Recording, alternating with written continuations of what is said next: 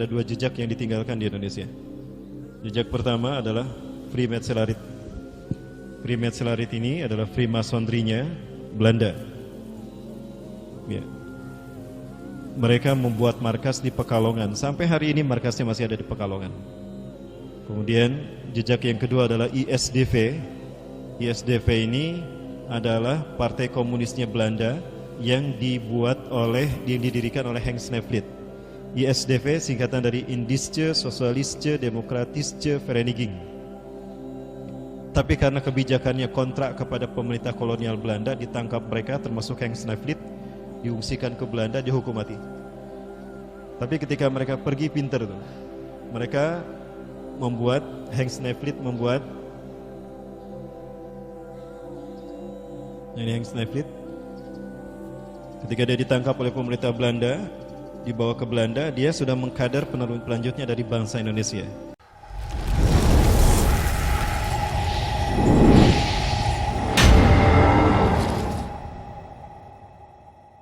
Pengganti dari ini nih. Ada Peter van Beek, dia adalah orang Belanda yang ditinggalkan di Indonesia. Ketika proklamasi Indonesia 1945, sebetulnya Belanda tidak pergi seutuhnya, ada dua jejak yang ditinggalkan di Indonesia. Jejak pertama adalah Freemasonry. Freemasonry ini adalah Freemasonry-nya Belanda. Ya. Mereka membuat markas di Pekalongan. Sampai hari ini markasnya masih ada di Pekalongan. Kemudian jejak yang kedua adalah ISDV. ISDV ini adalah Partai Komunisnya Belanda yang didirikan oleh Henk Snevely. ISDV singkatan dari Indische Socialistische Demokratische Vereniging. Tapi karena kebijakannya kontrak kepada pemerintah kolonial Belanda, ditangkap mereka termasuk Henk Snevely, diungsikan ke Belanda, dihukum mati. Tapi ketika mereka pergi pinter tuh, mereka membuat Henk Snevely membuat ini Henk Snevely.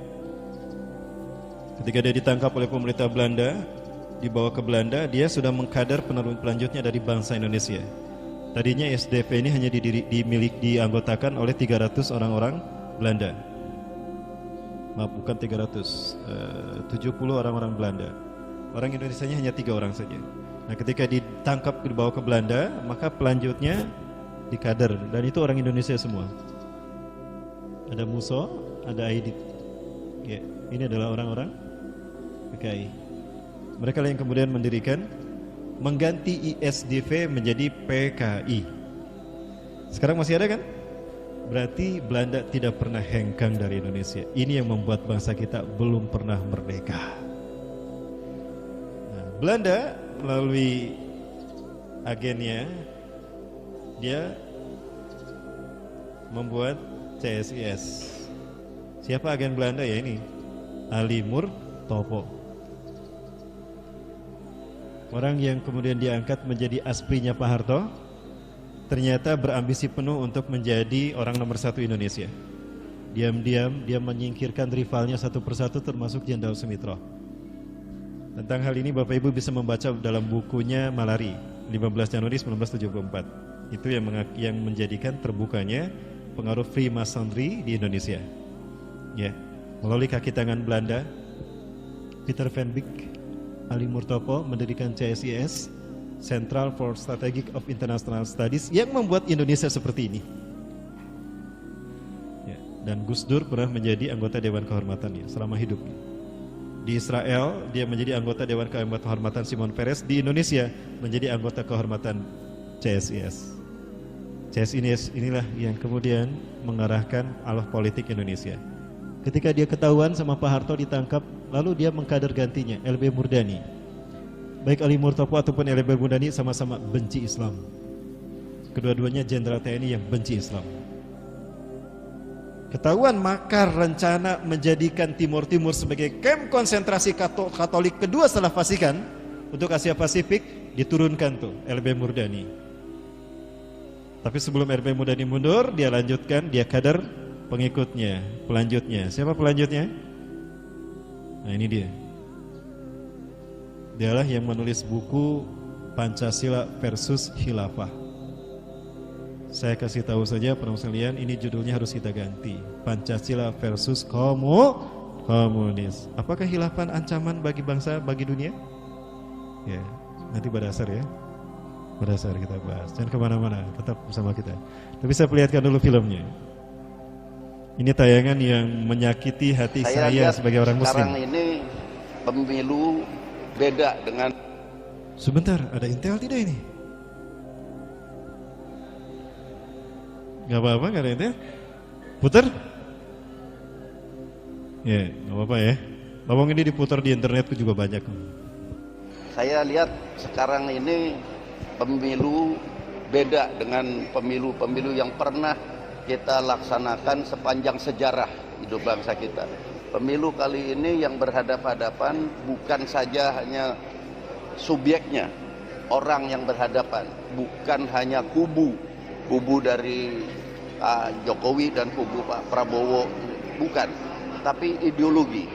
Dua ideologi ini sudah nyata kita lihat, jalan aja di luar, kira-kira semua orang tuh dengan sepintas saja, tidak perlu terlalu rumit, sudah tahu bahwa yang berhadapan-hadapan adalah ideologi Pancasila berhadapan dengan ideologi khilafah. Tinggal pilih yang mana. Rakyat ini harus jelas mengerti bahwa dia harus memilih yang bisa membuat dia selamat. Mohon maaf tadi saya potong. Aduh, maksud saya mau di-post ya.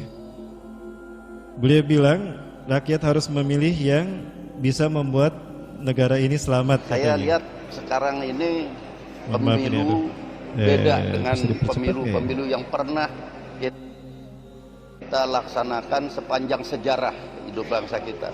Pemilu kali ini yang berhadapan-hadapan bukan saja hanya subjeknya, orang yang berhadapan, bukan hanya kubu dari Pak Jokowi dan kubu Pak Prabowo, bukan, tapi ideologi. Dua ideologi ini sudah nyata kita lihat, jalan aja di luar, kira-kira semua orang tuh dengan sepintas saja, tidak perlu terlalu rumit, sudah tahu bahwa yang berhadapan-hadapan adalah ideologi Pancasila berhadapan dengan ideologi khilafah. Ya, ini yang harus kita revisikan, bahwa Pak Prabowo tidak identik dengan khilafah, betul? Ya, hanya Pak Prabowo memang didukung oleh para ulama. Ya, para muslimin mati Allah, menang ataupun tidak, khilafah pasti tegak, betul? Khilafah tegak, tidak ada janji Allah, itu nggak ada kaitannya dengan menang pemilu kita. Para muslimin, perjuangan kita terlalu kecil kalau diukur dengan kemenangan kita dalam pemilu. Ya, perjuangan kita adalah tegaknya khilafah di seluruh dunia, betul? Kembalinya Palestina pada pangkuan kaum muslimin. Itu perang Allah. Nah, kalau ini dikaitkan dengan pemilu tadi ini adalah sesuatu yang keliru, dan coba kita dengar apa yang dikatakan. Tinggal tadi. pilih yang mana. Rakyat ini harus jelas mengerti bahwa dia harus memilih yang bisa membuat dia selamat. Rakyat harus memilih apa yang membuat negara bisa membuat negara selamat. Seolah-olah salah satunya menjadi ancaman. Dan dia katakan yang membuat selamat itu Pancasila. Artinya khilafah ini ancaman bagi negara. Nah, ini harus kita luruskan. Kita tidak boleh diam, perempuan. Ini fitnah. Khilafah ini syariat Islam. Allah yang menjanjikan. Kalau begitu hapus tuh ayat kekhilafahan di dalam Al-Quran. Surat An-Nur ayat 55. Kemudian surat Asy-Syura ayat ke-13. Kemudian surat Al-Baqarah ayat ke-30.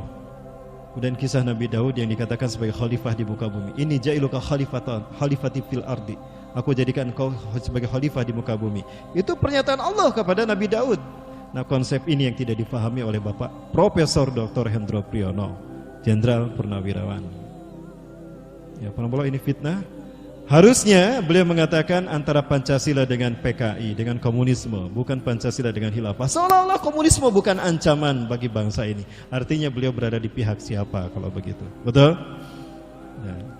Maka apapun yang mereka lakukan, makin kuat mereka menekan Islam, Islam makin kuat untuk bangkit. Betul? Allahu Akbar. Baik, sementara itu saja Bapak Ibu yang dapat kita bahas pada season pertama ini.